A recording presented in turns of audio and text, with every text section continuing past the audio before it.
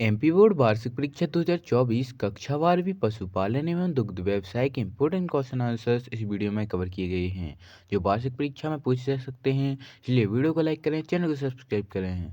चलिए शुरू करते हैं। क्वेश्चन नंबर पहला हो जाएगा, केंद्रीय भैंस अनुसंधान संस्थान स्थित है। इसका उत्तर हो जाएगा हिसार में। दूसरा, निम्नलिखित अंग गाय की गर्दन में पाया जाता है परंतु भैंसों में नहीं। पहला हलदंड, दूसरा गलकंबल, तीसरा टांटा, चौथा उपयुक्त सभी। इसका उत्तर हो जाएगा फ्रेंड्स उपयुक्त सभी। प्रश्न क्रमांक तीसरा हो जाएगा, दूध उतारने की क्रिया किस हार्मोन से नियंत्रित होती है। पहला ऑक्सीटोसिन, दूसरा बेसिपोसिन, तीसरा एस्ट्रोजन, चौथा प्रोजेस्टेरॉन। इसका उत्तर हो जाएगा ऑक्सीटोसिन हार्मोन से। चौथा, निम्नलिखित भैंस के दूध में वसा की सर्वाधिक मात्रा पाई जाती है। पहला टोडा, दूसरा भदावरी, चौथा नागपुरी, पांचवा सुरती। इसका उत्तर हो जाएगा भदावरी भैंस में। पांचवा, गाय की दुधारू नस्ल है। पहला मालवी, दूसरी हरियाणा, तीसरा केन कथा, चौथा साहिवाल। इसका उत्तर हो जाएगा साहिवाल। छठवा, गायों में ऋतु चक्र कितने दिनों का होता है। इसका उत्तर हो जाएगा 31 दिनों का। प्रश्न क्रमांक दूसरा हो जाएगा, रिक्त स्थानों की पूर्ति कीजिए। पहला, प्रति पशु सर्वाधिक उपजाऊ भूमि खालिस्तान देश में है। इसका उत्तर हो जाएगा संयुक्त राज्य अमेरिका की। दूसरा, खुर के निचले भाग से लेकर स्कंदन प्रदेश तक की दूरी पशु की खालिस्तान कहलाती है। इसका उत्तर हो जाएगा ऊंचाई। तीसरा, पालतू पशुओं के हृदय में खालिस्तान कोष्ठ होते हैं। इसका उत्तर हो जाएगा 4 कोष्ठ होते हैं। चौथा, मुर्रा नस्ल के दूध में खालिस्तान वसा होती है। इसका उत्तर हो जाएगा 7%। पांचवा, निमाड़ी एवं मालवी नस्ल की गायों की उत्पत्ति मूलतः खालिस्तान राज्य में हुई। इसका उत्तर हो जाएगा मध्य प्रदेश राज्य में हुई।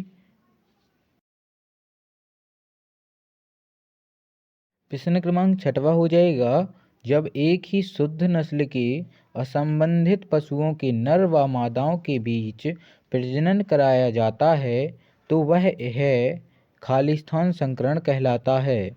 इसका उत्तर हो जाएगा भिन्न संकरण कहलाता है। फ्रेंड्स, अगर आपको वीडियो इन्फॉर्मेटिव लग रही हो तो वीडियो को लाइक करें, चैनल को सब्सक्राइब करें क्योंकि हमारे चैनल पर ऐसी ही इन्फॉर्मेटिव वीडियो मिलती रहेंगी। क्वेश्चन नंबर तीसरा हो जाएगा, सही जोड़ियाँ बनाइए। पहला का, दूसरा खा। बाकी आपको इसकी का खा में आपको इसके आंसर्स मिल जाएंगे जो डायरेक्ट दे दिए गए हैं क्वेश्चन के सामने, उसके वो आंसर्स आपको मिल जाएंगे। बाकी इन्फॉर्मेटिव वीडियो लग रही हो तो लाइक कर दें। पहला, भारतीय कृषि अनुसंधान संस्थान। इसका उत्तर हो जाएगा नई दिल्ली में है। दूसरा, पूंछ आधार, यह पूंछ का भाग हो जाएगा। तीसरा, मृदा जनन तंत्र, इसका संबंध अंडाशय से होता है। चौथा, जफराबादी, इसका संबंध काठियावाड़। पांचवा, लाल सिंधी, इसका उत्तर हो जाएगा पाकिस्तान का कराची इलाका। प्रश्न क्रमांक चौथा हो जाएगा, प्रत्येक का एक शब्द एक वाक्य में उत्तर दीजिए। पहला, उत्तम सांड योजना किससे संबंधित है। इसका उत्तर हो जाएगा उन्नत पशुओं के विकास से। दूसरा, भारवाहक बैलों की पहचान क्या होती है। इसका उत्तर हो जाएगा बलिष्ठ कंधे, छोटे छोटे एवं मजबूत पुट्ठे भारवाहक बैलों की निशानी होते हैं। तीसरा, पशुओं में ग्रीवा का मुख कब खुलता है। इसका उत्तर हो जाएगा ग्रीवा का मुख ऋतुमय होने पर खुलता है। चौथा, केंद्रीय भैंस अनुसंधान संस्थान कहाँ है। इसका उत्तर हो जाएगा हरियाणा में। पांचवा, गायों की नस्ल जिसका दुग्ध उत्पादन के साथ भार ढोने में भी प्रयोग किया जाता है क्या कहलाती है। इसका उत्तर हो जाएगा द्विप्रयोजनी नस्लें कहलाती हैं। प्रश्न क्रमांक पांचवा हो जाएगा, सत्य एवं असत्य छांट कर लिखिए। पहला, खच्चर एक मालवाहक पशु है, यह सत्य हो जाएगा। दूसरा, बकरी भैंस एवं भेड़ों में कुबड़ उपस्थित होता है, यह असत्य हो जाएगा। दूसरा, पशुओं का कंकाल एक जैव है, इसका सत्य हो जाएगा। चौथा, एक साधारण भैंस एक साधारण गाय की तुलना में 4 गुना उत्पादन अधिक देती है, यह सत्य हो जाएगा। पांचवा, संकर नस्ल की गाय भारतीय जलवायु के लिए अनुकूलित नहीं होती है, यह असत्य हो जाएगा। छठवा, संतान में 50% वसानुगत गुण सांड से प्राप्त होते हैं, यह सत्य हो जाएगा। प्रश्न क्रमांक छठवा हो जाएगा, पशु की चर्बी से बनने वाले 3 उत्पादों के नाम लिखिए। इसका उत्तर हो जाएगा पशु की चर्बी से मुख्यतः मोमबत्ती, ग्रीस एवं साबुन बनते हैं। अथवा में जाएगा पशुपालन व्यवसाय की मुख्य आवश्यकताओं को बताइए। इसका उत्तर हो जाएगा पशुपालन व्यवसाय की मुख्य आवश्यकताएं भूमि, श्रम, पूंजी, संगठन एवं साहस हैं। प्रश्न क्रमांक 7वां हो जाएगा अधिक दूध देने वाली पशु की पहचान कैसे की जा सकती है। इसका उत्तर हो जाएगा फ्रेंड्स, यदि पशु के ऐन विकसित, मुलायम एवं स्पष्ट सिरा वाले हों तो उससे अधिक दुग्ध की अपेक्षा की जा सकती है। अथवा में आ जाएगा भेड़ एवं बकरी के सिर में 2 अंतर बताइए। इसका उत्तर हो जाएगा भेड़ की अपेक्षा बकरी की गर्दन लंबी होती है। मादा भेड़ों में अधिकांशतः सींग नहीं होते हैं, जबकि बकरियों में सींग उपस्थित होते हैं। प्रश्न क्रमांक 8वां हो जाएगा अंडाशय के 2 कार्य लिखिए। उत्तर अंडाशय के कार्य निम्न हैं। पहला, अंडा का निर्माण करना। दूसरा, मादा हार्मोन्स का निर्माण करना। अथवा में जाएगा गर्भाशयी दूध से क्या समझते हैं। इसका उत्तर हो जाएगा गर्भाशयी के अंतर्गत परत म्यूकोसा द्वारा स्त्रावित द्रव को गर्भाशय दूध कहते हैं। यह भ्रूण के प्रारंभिक भोजन का कार्य करता है। प्रश्न क्रमांक 9वां हो जाएगा नागपुरी भैंसों की उपयोगिता बताइए। इसका उत्तर हो जाएगा यह भैंस सामान्यतः 5 लीटर दूध प्रतिदिन देती है तथा नर भैंस किसी कार्यों तथा बोझा ढोने के काम आते हैं। अथवा में आ जाएगा भैंस की 5 उत्तम नस्लों के नाम बताइए। इसका उत्तर हो जाएगा भैंस की 5 उत्तम नस्लें निम्न हैं।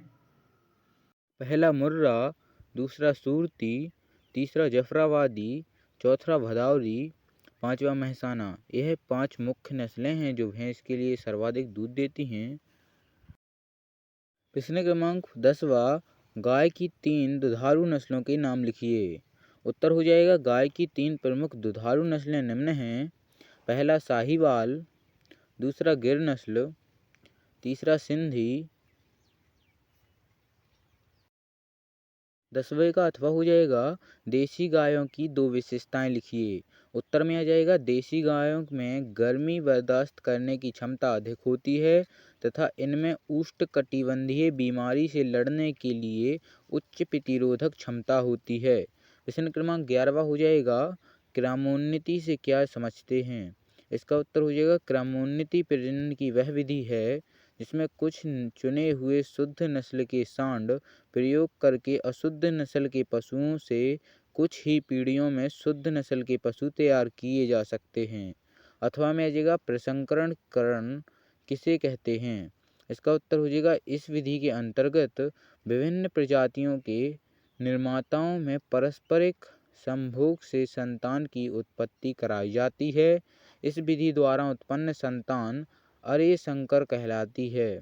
जैसे घोड़ी एवं गधे के संभोग से उत्पन्न संतान एक खच्चर कहलाती है। प्रश्न क्रमांक 12वां कृत्रिम योनि के उपयोग के 3 लाभ लिखिए। इसका उत्तर हो जाएगा कृत्रिम योनि के उपयोग के 3 लाभ निम्नलिखित हैं।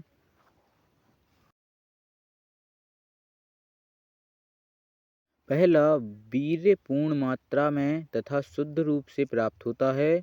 दूसरा, संक्रमण की संभावना नगण्य रहती है। तीसरा, शुक्राणु अधिक समय तक जीवनक्षम रहते हैं।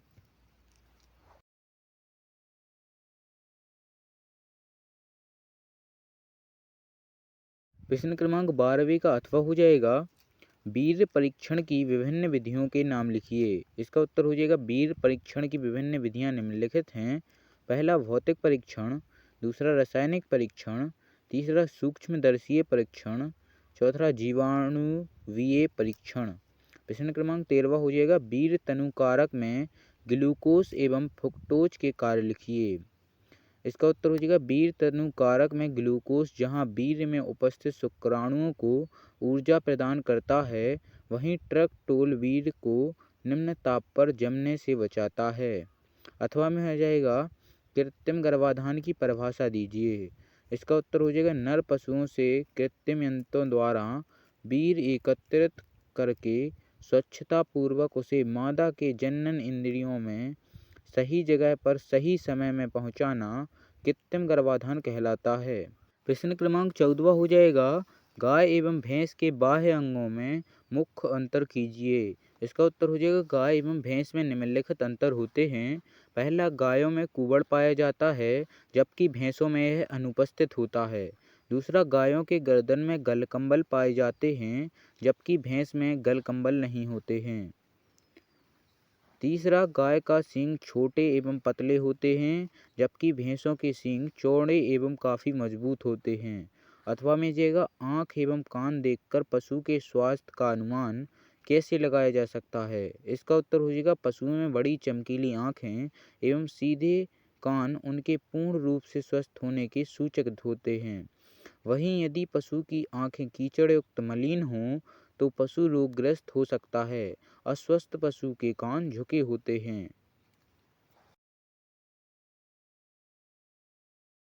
प्रश्न क्रमांक 15 हो जाएगा, हरियाणवी गाय की 4 विशेषताएं लिखिए। इसका उत्तर हो जाएगा, हरियाणवी गाय की विशेषताएं निम्नलिखित हैं। उनका रंग सामान्यतः सफ़ेद या हल्का धूसर होता है।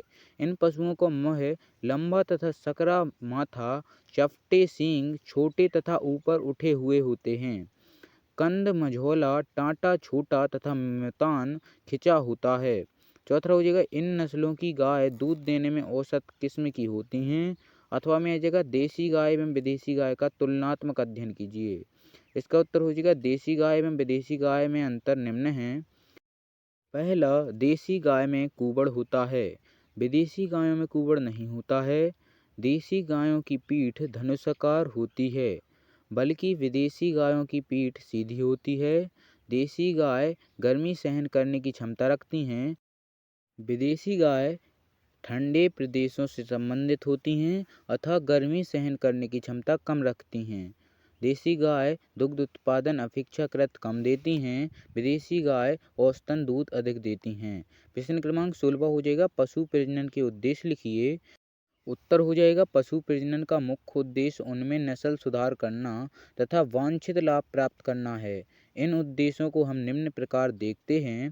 पहला, उत्तम पशु निर्माण। दूसरा, पशु समूह की उन्नति।